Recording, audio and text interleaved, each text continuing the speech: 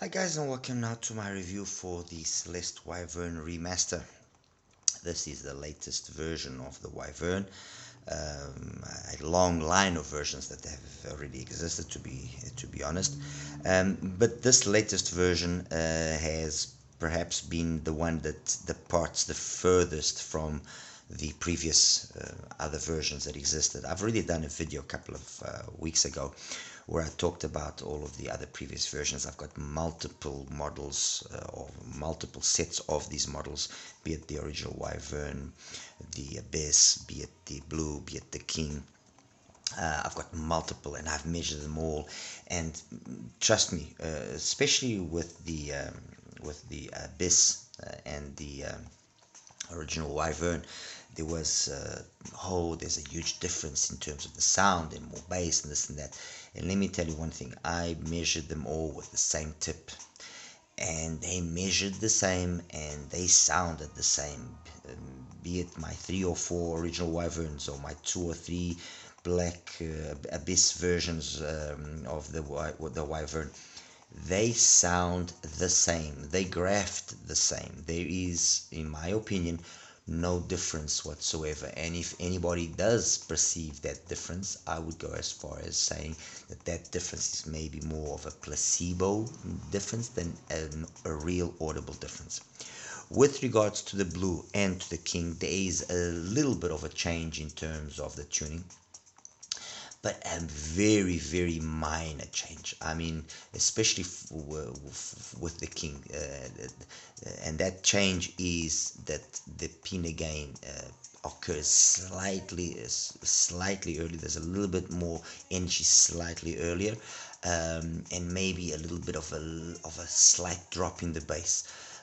But again, in audible terms, and when you put them in your ear and with the same tip, with the same source, trust me, you're gonna have to be someone which is truly blessed to pick up on any significant difference, or then you're gonna have to be someone like myself, in the sense that you know particular songs really, really well, and you've listened to them thousands of times, and under ideal conditions you can pick up the very subtle difference that exists between these Wyverns.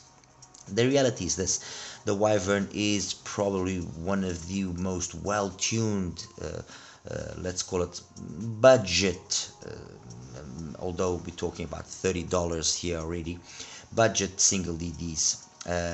They use an LCP driver. Even the new one also uses an LCP driver, but it's a version 2.0 of that driver. And this LCP driver has been part of a lot of IEMs that Celest has given us.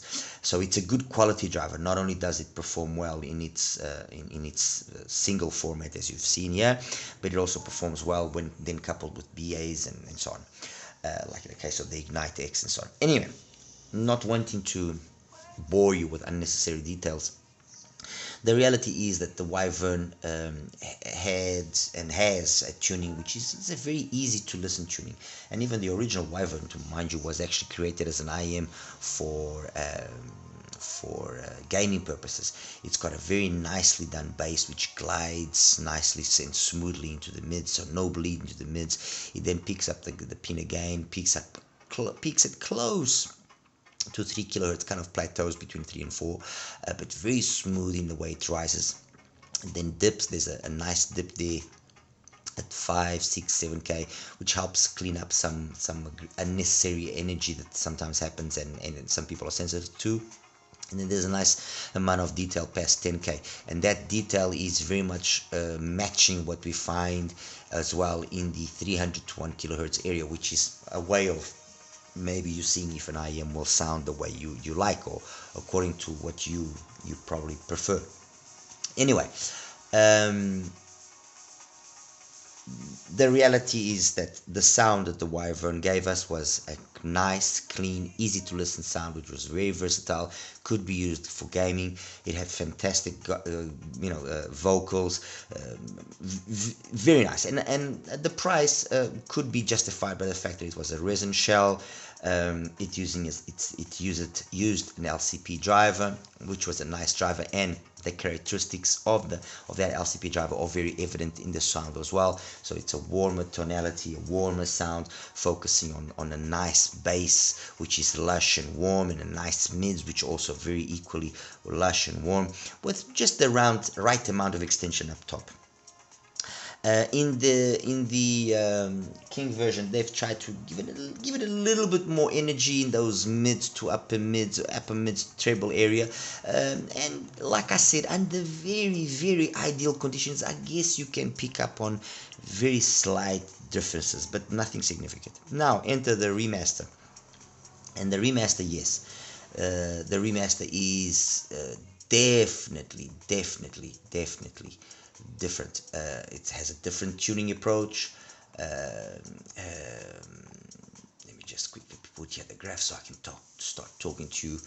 It has a different tuning approach. They've lowered the bass slightly as compared to the original one, very slightly. So it goes flat earlier. If before it went flat at around 300 hertz, it now goes flat at around 200. The energy level at 100 hertz between the previous versions and the current remaster version is, my apologies, let me just quickly, so we're talking about a difference in energy of, I would say at 67, at 60, about 2 dBs, which you can pick up on that difference again with the right songs that you know. But the interesting part is it hasn't in any way taken away from the necessary slam that is needed, or the necessary mid-bass impact that is needed with a lot of songs. What I think, and that I think as well, is down to the fact that they've made the dip that occurs from 4 to 8 be more significant, so that there's a quicker drop off in that part of the spectrum, and then the balance that is being struck between the two parts of the response has been such that, yes, you notice that it's slightly darker than the others. Okay, that's without question, definitely. But that extra, or that increased darkness hasn't in any way hampered the ability of the remaster to be above all, and I think this is the main characteristic of the remaster, is very musical. This is an extremely musical IEM. Very unfatiguing. I can listen to this IEM for hours and hours on end, and I end up actually taking the IEM out of my ears, mainly because I'm starting to sweat, because it's now summer here in Portugal and it's hot, than necessarily because I'm tired of having the IEM in my ears. You know, the shell in itself is a nice resin shell. It fits beautifully, no issues. It's got a nice faceplate design.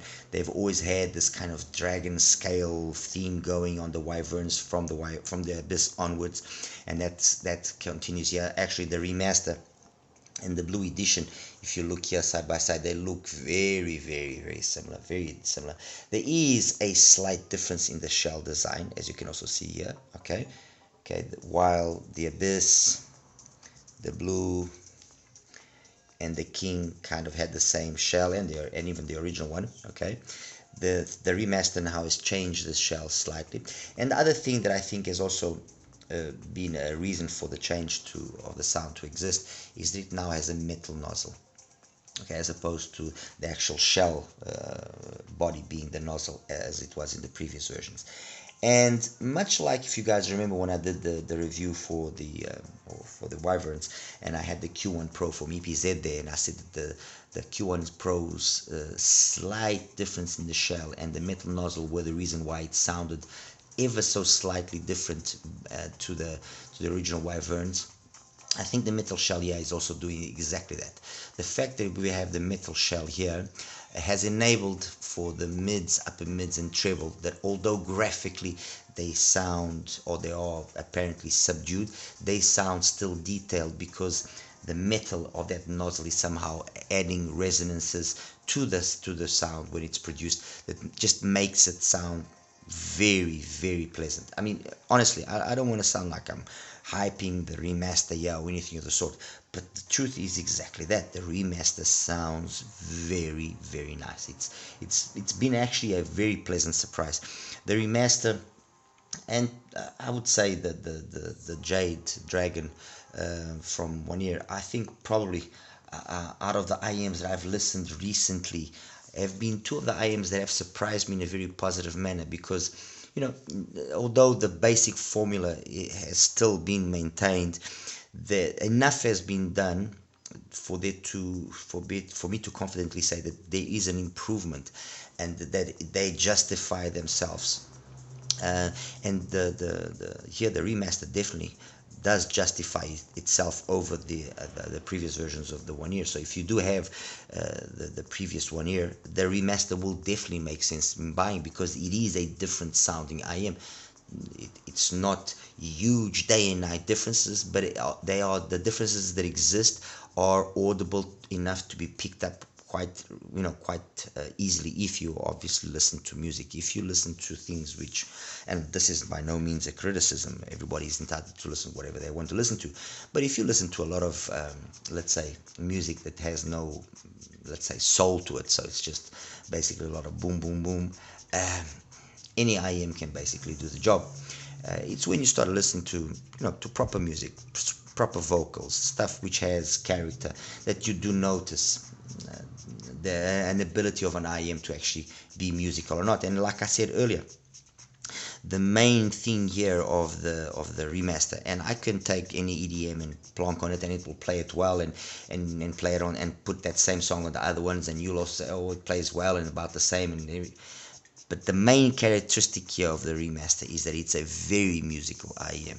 So when I take stuff that I like listening to, and I listen to Carol Duboc, for example, or I listen to La Belle Dame Sans Regrets from Chris Botti, or House of Groove, or Analog from Soul Persona, or I don't know, countless, Chameleon, or Silly Me by Joss Klein, or Blues for Jeff by Paul Brown, or Red Blue Shoes by Chuck Loeb.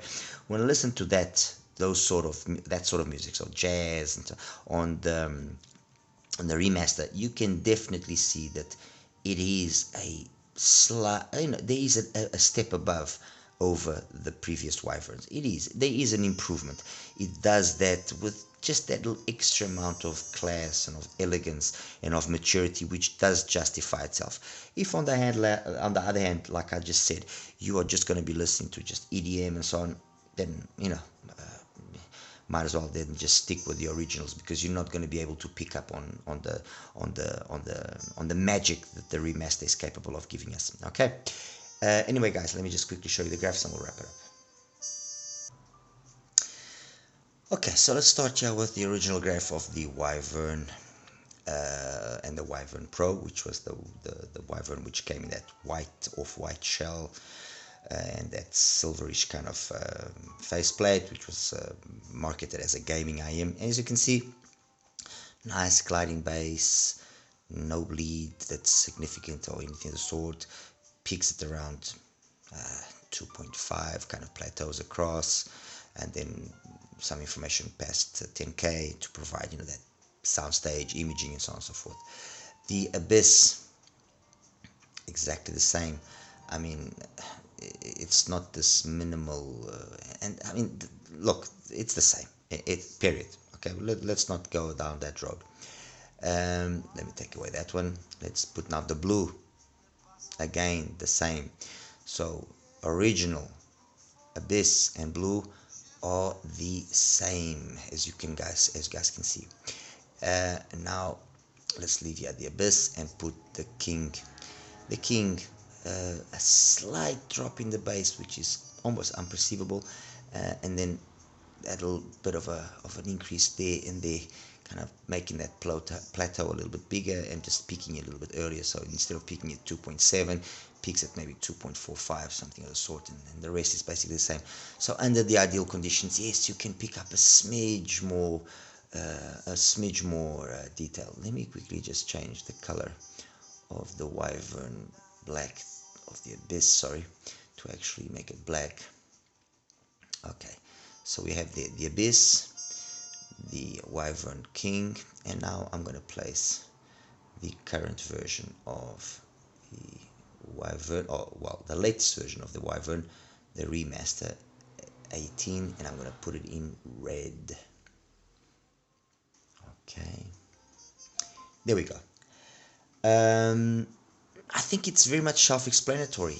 It kind of has, let's say, if I want to nitpick and get into the details, it's got basically the same bass level as the King, okay, and it's changed the. Let's just take away the other two for the sake of being easier. So we've basically got the same sort of bass as the Abyss and the King, perhaps a little bit more similar to the King. They've taken the peak of the pin again and shifted it and pushed it all the way up to 3.5 and then drops off. That extension past 10K is still there, but more subdued. So soundstage is perhaps more natural sounding, okay, if you want to put it that way. But it's all about how natural and organic the Remaster sounds. I mean, guys, let's be honest here. We're talking about a gain of the bass of so 60. Sorry, yeah, 64, 71. So we got 7.5 dBs of bass gain, where a lot of it is actually below 50 Hertz. So there's no bleed into the mids. It's a very neutral type of bass presentation, very neutralish, okay? If perhaps on the previous versions you could maybe say that it's kind of sounds emphasized, although I don't agree with it. It's a very neutral bass format of tuning. The pin again, although it looks massive, where it peaks, it's in an area where usually there's not much issue with anybody, and then the energy past that point is being greatly reduced. So it's got just the right amount of energy to complement what comes from behind, give the right amount of openness and forwardness to vocals, so that they all sound natural, and that's where the magic of the Remaster lies, is in that it just sounds extremely natural. It sounds very, very true to what you're listening to.